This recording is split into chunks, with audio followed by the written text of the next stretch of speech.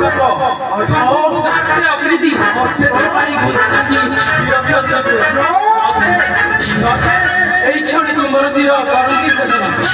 আরে ভূপতি জানি না ভূকীর্তি শ্রীরাম ভূপ আমি